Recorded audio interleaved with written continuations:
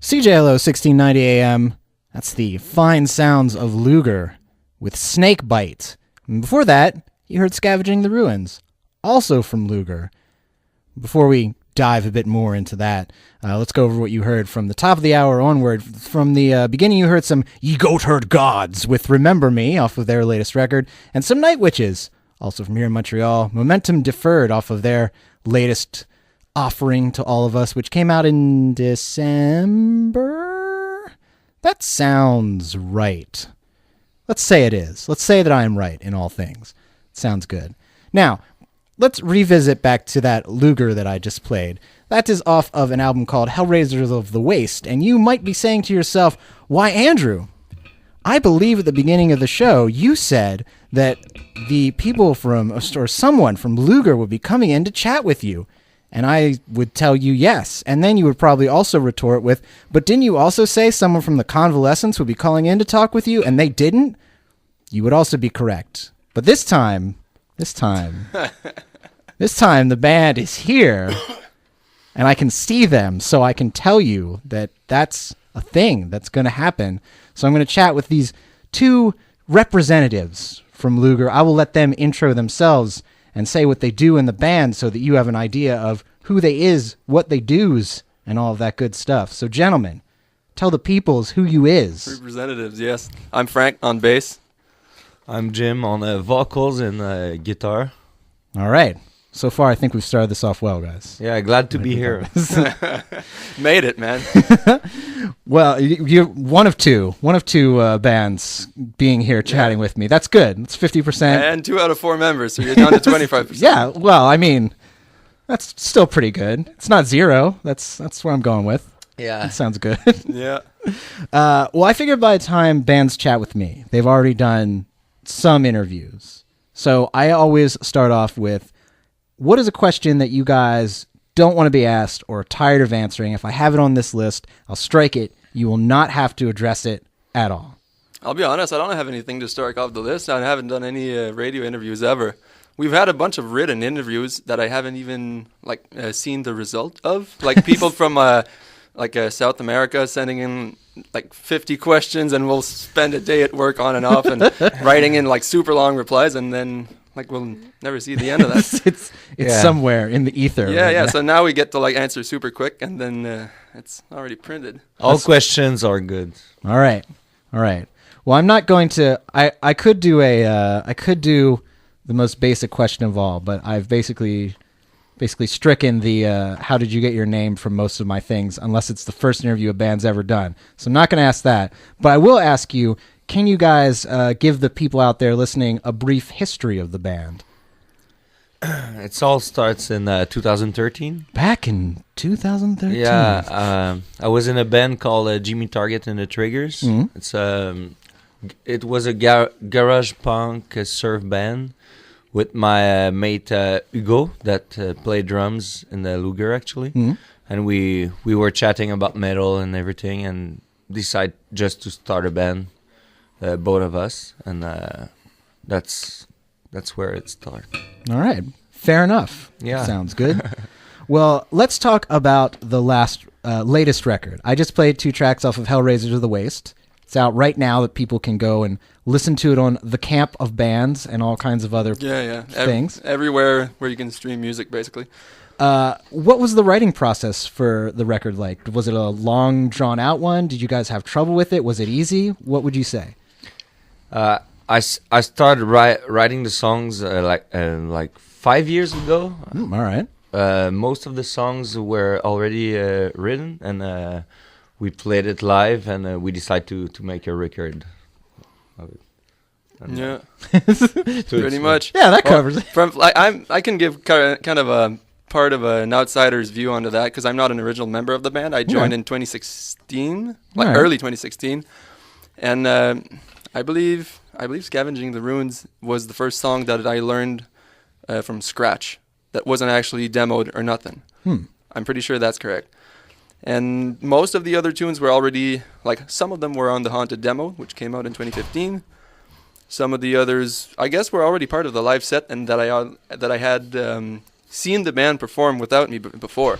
So I basically jumped in and learned all of that, and when the time came to do the record, we recorded the whole thing live over a year. It took about a year, like doing sessions here and then, like, hey man, like, can you do some tracks this week or whatever, and we get together and jam it out. Basically, we jammed out the whole record, do the bed tracks, like drums, guitar, bass, like most bands do now, and spent some time doing overdubs, guitar, vocals, whatever, and like all the little ear candy and details that you can little hints that you can get only when listening with headphones in your house. Yeah, and obviously not from YouTube. And Yeah, actually, you started with 72 Band Nasties. True, that's the first song I recorded with you guys. Yeah, and we made a video of it.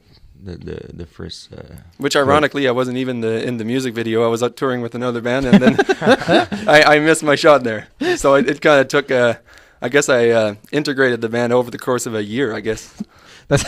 Hey, we made a music video for this song. Oh, I'm not in it. Oh, it's okay, man. No, I didn't mind. I couldn't make it, but it was kind of funny. I thought, the bass lines were there, but not François. So it was a power trio clip. So. You're playing in spirit, is what it was. Like you could say that. You could say that. Your spirit is in the video. That's what's there.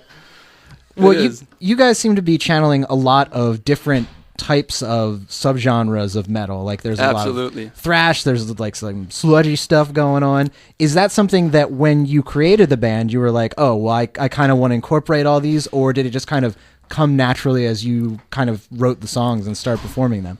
Yeah, it's all came naturally because I'm not a metalhead, but I was not. I am now. Now you're converted. But, I came from the punk scene and surf and 60s garage and everything, and I just decided to make metal music. So it's like open-minded thing. So I do whatever I want when I write songs. So it comes naturally. You're the free spirit. It comes absolutely naturally. Yeah, like this. And it's I think it's interesting to point out one thing. Even well, again, as an outsider's point of view, back then when I was about to join the band, I was doing sound at Lesko, and I'd done sound for Lüger when their original bass player was in the band, and that's actually what struck me: the fact that all the songs were kind of all over the place, but everything seemed to hold itself together really. Well, it was the first time actually I saw a band pull it off that good, and that's always been something that I've been drawn to, like being in a band that's not caught in a bubble or like trying to follow on something that's been established already, and then by the time you make it, well, it's already there's already like 1,000 bands that have already like put out something, and that it drove me like crazy. I mean, in a good way. And then I eventually wound up in the band. I was like, God, I wish I could play with these guys. And then I did. Dreams do come true, kids. That's what we've learned. Yeah, totally. And like Marky Ramone said in the End of the Century documentary, like he was remembering watching the Ramones play with Tommy on drums. He was like, shit, I wish I could be in this band. And then I was. Yeah. So that's how I landed there. Dreams come true, kids. Is there any, since you have like a lot of things that are kind of melding together, are there any certain ways that people have described you that you've been like, I don't know what you are talking about. You are clearly not listening to anything. I'm sure we can come up with some. Like I don't remember exactly the words, but we've been compared to a bunch of stuff. Yeah, but I heard good things about it. Like those are the ones we remember. Yeah. Well, I've got one after you. Speed on weed. Yeah, okay. That's a true fact. Who said that? Wasn't it in Toronto? C'était-tu Dean qui a dit ça? Mais c'est... Non, it's Guy. Le grand blond, le Brett, c'est ça son nom? Ouais, je pense. C'est ça, mais en tout cas, they don't remember. Yeah, I remember the name of the guy. Speed on weed, and after that I said, yeah, maybe Doom on shrooms. Yeah. Yeah, and on the opposite of that, I remember we were talking about this at rehearsal a couple of days ago. They were reminiscing some comments that were passed around at when you guys back then played Club Soda, and they were opening for Metallica tribute, Alcoholica, and a friend was with the band, like in the crowd, heard someone say like, "Oh, well, this song is like way different than the other one. They can't do that." Yeah, they just can't. And that was hilarious. I mean, what are they doing? and like that was mission accomplished. That sounds like an amazing story to forever remember. Like, you can't. What? It sounds different. You can't do that. No, that's not impossible. pure. It's not Trevu Cavalt enough, as the black metal kids say. No, but like respect to anyone, but that was perfectly I mean the perfect example. Like you're going for something that's gonna be damn that's good the whole gig, but then there's a thrash song in there like that's twice the tempo of the other ones, and the band pulls it up. It sounds good. Well, that's why when I was talking with you guys, because you guys are going to be on a compilation that we're throwing together where we're doing music trade with some other bands coming up in Metal March. For all of you that are listening, stay tuned. I got more info next week probably. Oh God, I have so much to do. Anyway, we're with you. We get that. But you were like, "Whoa, what song do you think would be best?" I'm like, I don't know. Like, all of these could go to so many different people. It depends on who you're trying to reach at any given point in time, which is, I guess, both a strength and a weakness, right? Because on some level, it's like you get to reach more people, but at the same time, those people that are like, "Oh, I only want to hear a thrash band tonight," will be like, "I don't like this because it just challenges me in some way." Well, no, I mean that's fine. Like all tastes are out there, but that's why girls like our music. 'Cause they're open-minded, you know. You got a point there. But I mean, we've all been like I'm like the new guy in the band in a way. I've been with the band 2 years, but everyone has been in bands, and like we're in it for the long run, whatever happens. So, I mean, I've been doing this long enough that I can't imagine myself doing anything else. So, I mean, more power to us in that sense. I'm way past. I'm at peace actually with trying to please a certain crowd other than maybe myself and what I feel good about playing. Yeah. So that's why I feel good in the band. And well, this is a question that interests me, is that Montreal is very, and there's really no better way for me to put this, kind of incestuous with its bands, in that every band seems to be part of another band, which is part of another band, which is part of another band. And when I talk to people about that, they say like each band that they're in gives them something different that the other bands don't. Is there something that Lüger gives to you guys that maybe other bands that you were in didn't quite give you, aside from, whatever the musical styling might be? When I started it was just I want to be free from all of that, so I started Lüger. So to play whatever I want. Yeah, break out of the style boundaries and whatnot. And I don't know. In my case, I'm lucky to be in a good place right now because I'm happy with both of the bands that I'm in, and that's just a result of lessons learned from the past. And you were saying like Montreal is incestuous with its music scene. I think that's kind of true in the sense that, well, I mean, not in a bad way, but yeah, there's really no better way to put it, right? Like, like how those little rounds of gel they use in clinics to breed like bacteria or whatever. Yeah, there's like cultures. Yeah. It's like a good growing ground, and all of the people that I used to know from my hometown that were serious about, or at least that wanted to do originals and write their own music, eventually wound up in Montreal. Like, it all took us a couple of years, but we moved out and came out here and tried give it a shot. Yeah. Meet new people. And I wasn't planning on staying for more than a year, and that's already been 6 years. So I don't know what's going on now. It's locked you in. It's got scripts in you. Yeah, and I haven't even thought of going back, so I guess I'm stuck here until I move to somewhere else, to the moon or LA, I don't know. Mars. Yeah, or good place. The West Coast. But I don't mind the snow. Whatever. Well, I've seen you guys, speaking of performances, I saw you guys open up for Mixed Jaguar and... You were at that show. The Night Seeker, yeah, that was perfect. Interesting gig. Good show. Interesting gig. In the car, we were just talking about foobar and everything. So yeah, on our way to chug a beer, and he was trying to school me on the right way to do it. So Jim has been bugging me to watch foobar because I haven't watched it yet. Oh, And you play with night. Yeah. I'm way behind. Like, give me a chance. Man, like, what I'm the still fuck? Watch it tonight. I Yeah, said. it's like my homework. Maybe. I've got to do my homework. But you guys, you're going to be playing on the 23rd at a show in case people want to catch you. Absolutely. And that's at Lesko, I believe. Absolutely, yeah. Yes. And so if people liked what they heard before and they want to catch you, do that. But more interesting to me, because I will also be there most definitely, is you guys are going to be playing in the sunny, warmer than Montreal, Austin, Texas for South by Southwest. Now, I've talked with a couple of bands, but it seems like there's no real definitive way to play down in Austin during South by.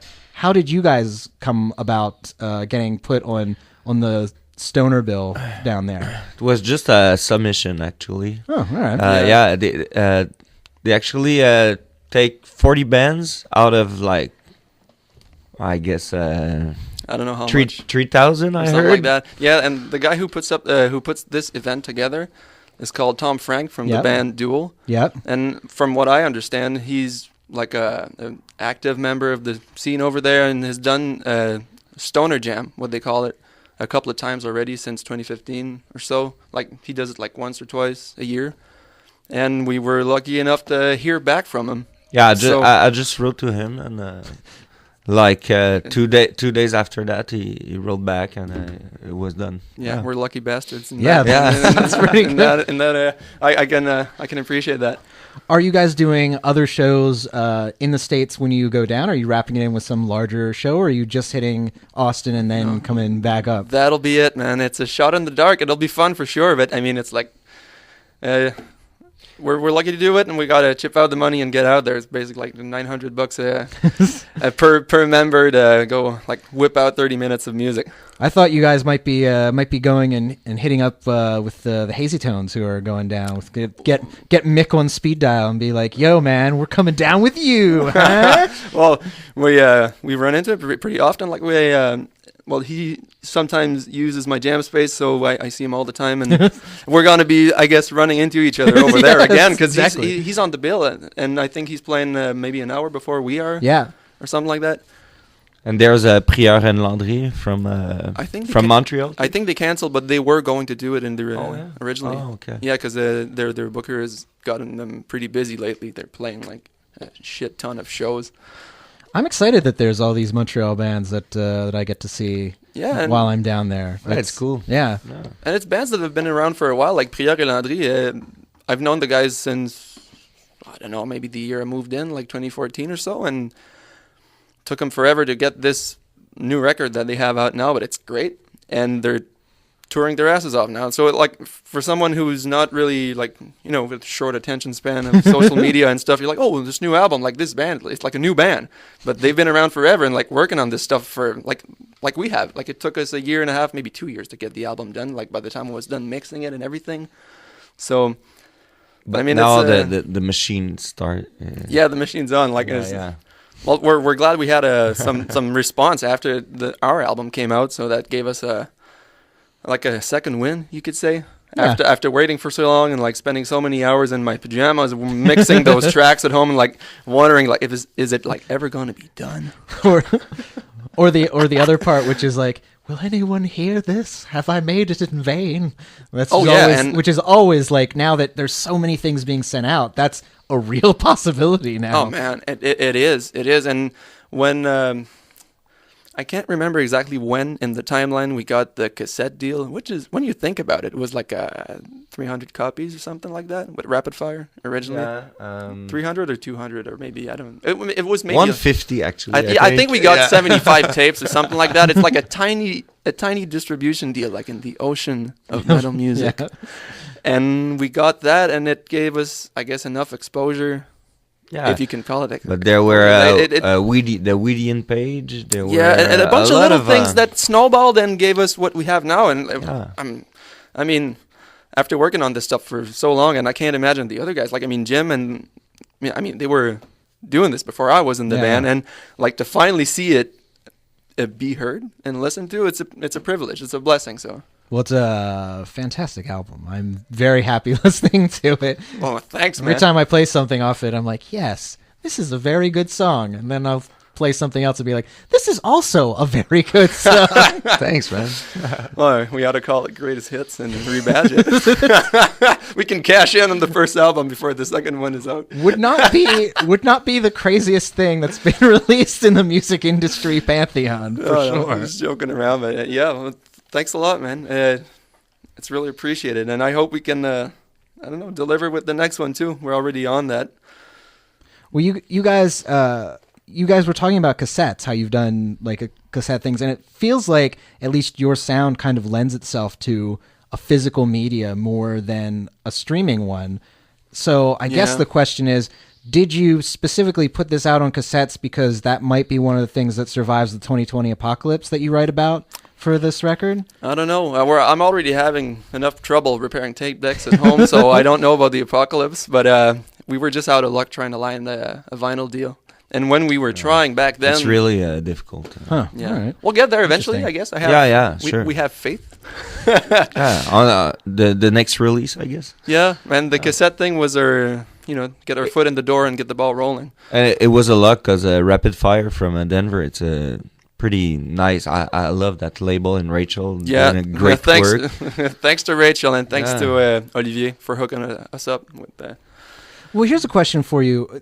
Now that the music industry has kind of changed from what it used to be, even from 10, 15 years ago, what do you guys want a label to do? Because it used to be the labels would do everything for you, like promotion, like tour things, pressings. But now it seems like labels are kind of doing very specific things for each band. What do you guys kind of expect, I guess, a label to do for you? Just the distribution. It's perfect like this. I like it DIY because we have the freedom to do whatever we want after that. And control over what we're doing, and at the pace that we're able to deliver it. I mean, it's not like you saw how long it took to get this stuff out there. And now that it's out and the machine is going like full steam ahead, it would be like impossible, or I guess uncomfortable, or maybe unrealistic, I could say, to try to keep up with something with like the pace of too fast of a pace that would be pushed upon us, like in the old days. And so I'm pretty comfortable with the way it is now. And I think even though it looks weird and it looks like the whole structure is collapsed and it's all this, it looks like a mess. I mean, you learn something one day and then you have to relearn it a month afterwards. We push ourselves enough.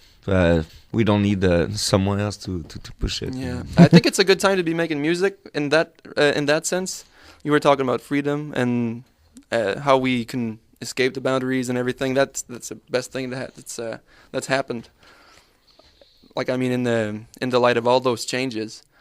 And as far as distribution, I mean, that's like you said, it's basically the only thing we really need, because we don't have any money put aside to buy like a ginormous amount of vinyl and like ship it out ourselves. Wait, hold on. Are you saying that being in a band doesn't just net you millions of dollars just from being in the band? Yeah, exactly. I thought as soon as you picked up a guitar, they gave you like $200 to go and do things with. Isn't that how? Yeah, well, that's usually when you pass go, but that hasn't happened yet, and the guitar hasn't cashed in yet. So I don't know. We're like still poor. It hasn't gone full cycle around. And you're talking about full cycle. I've been learning a lot about like everything, like how royalties are distributed and etc. And even started reading a book about it. I was just curious. I wanted to understand what was up with that, and got our music on Spotify. I don't know, like about at the same time the album came out, maybe like a couple of weeks later.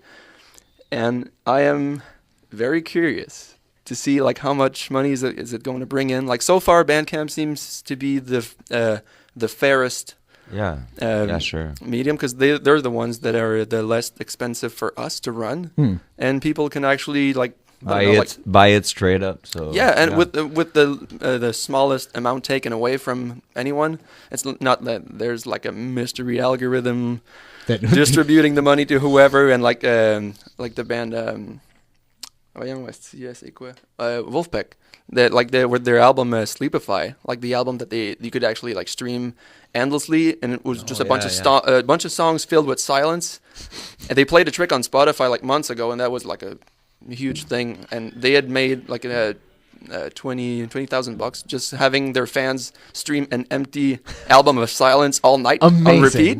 And they were out to prove that like the streaming thing was broken in a way that you can have actual plays, people who will listen to your song wholeheartedly, like for a couple of times, or you could just stream some Silence on repeat with an iPhone that's plugged into a charger and playing into nothing, and who would be like making money to someone else? Like, so they proved a point there, and so like I feel it's fun to have our music out there on the streaming platforms because it's practical. I use it a bunch too. Like I have it on at work all the time, and they're using my account, and I'm getting all kind of weird playlist editions. Like I never listened to this stuff. The Duke Nukem soundtrack. Yeah, and then all the albums by Midnight because Jim is a huge fan now. So I'm like, I never listened to this stuff. Where does this come from? I'd be interested, now that you say that, I just considered that we at CJLO have an account that all of our shows will access for Spotify and just play any random thing that comes into their heads. So I would be interested to see what it recommends, what kind of insane things it's like recommending right next to each other. Like, here's some black metal and Britney Spears right next to each other. It's the same thing. I found it pretty interesting. I think like before like the guys at work contaminated my account, like the playlist suggestions were pretty on point, and I actually rediscovered some stuff that was buried in like crates of vinyl that I haven't bothered opening since I moved into Montreal that are still at my place. And so that was cool, but I'll occasionally get like a super modern re-recorded Twisted Sister song that I want to bypass with like a hammer hitting spacebar and like I don't know. So that happens, but otherwise it's pretty good. Well, let me speaking of taking of hitting things with a hammer, I have to stop our chat for like a minute so that I can play ads. All right. Because we got to make the monies. But all of you, stay tuned out there. We'll be back in about a minute to chat more with Lüger. Yeah, and until they'll go premium, so you can skip the ads. Yeah. Keep it locked. This is Grade A Explosives. CJLO 1690 AM. Looking for your next step in education or to travel? Learn about undergraduate and postgraduate programs, professional degrees, and internships at the Study and Go Abroad Fair on March 2nd at the Palais de Congrès de Montréal. Admission is free. Check the website for more information at www.studyandgoabroad.com. Do you feel like there's too much happiness and joy in your life? Well, I have the perfect solution for you. It is the sublime state of doom. I will play only the heaviest and most brutal doom, grindcore, black metal, death metal, and thrash metal. 8 o'clock on Mondays, only on CJLO.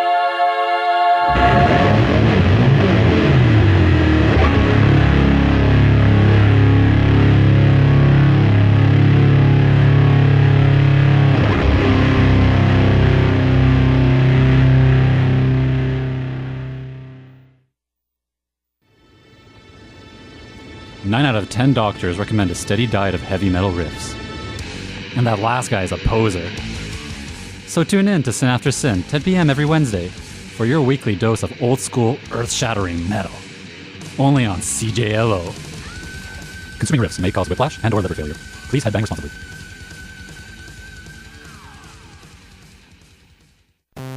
You're listening to CJLO 1690 AM.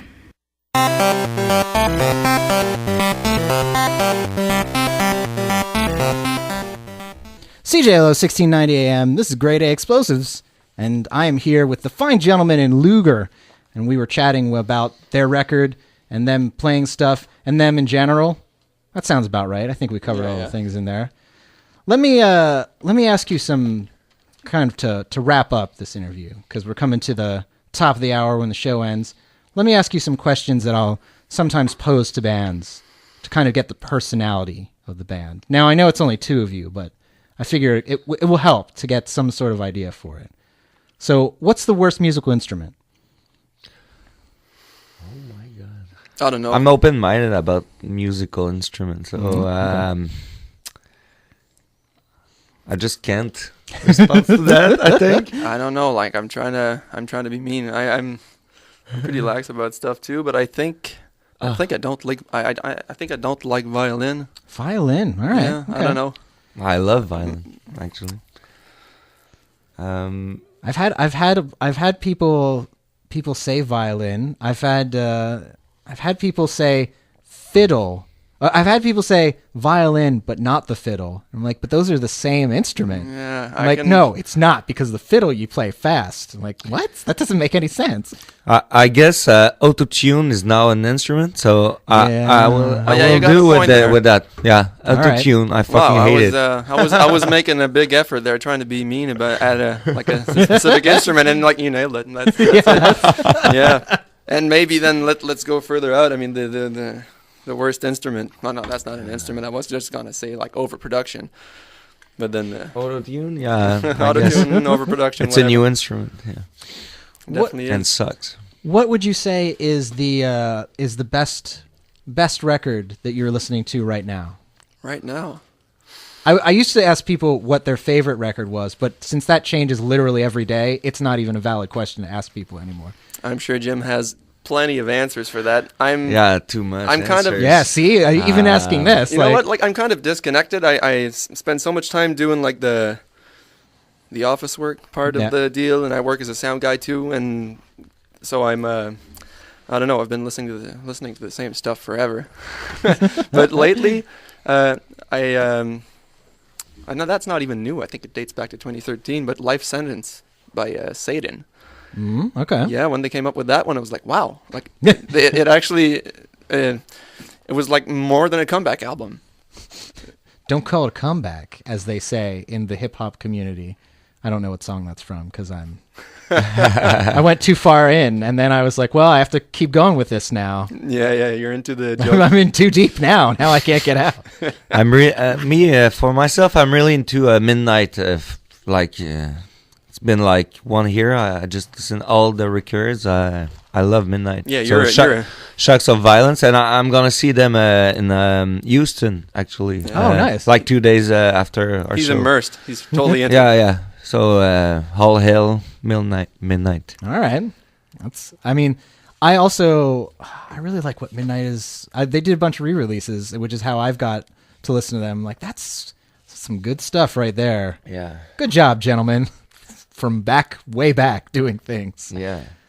Well, so you guys, next time people can catch you is on the 23rd of February, which is in 6 days. Next Saturday. Nightbreaker is doing a launch of their album, and Ratchet Kill is going to be there. Do you guys have anything special planned for this show? Special? I don't know. We're bringing out the 2 bass drums. It's going to look mad. And put our... Our fucking banner that we always our forget. Fucking banner. We're gonna put it for the first time, actually.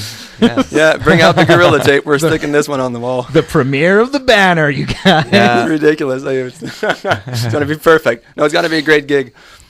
And then once you, correct me if I'm wrong, but once you get back from South by, you have a show that's coming up as well after that. Do you not, or did I misread that? Yeah, it's with Lucifer and Spell. Oh, yes. That will be a good, we're big show. Yeah. Opening that gig at Turbo House, yeah. Yeah. Already sold out, I think. That's going to be good. Yeah. That's a good bill to be on. Oh, you guys are going to fit really well. And I took a guess. I just wrote to the booker, and we're in. It's a treat. It's kind of paying off in the sense that we're doing gigs that we're like stoked about.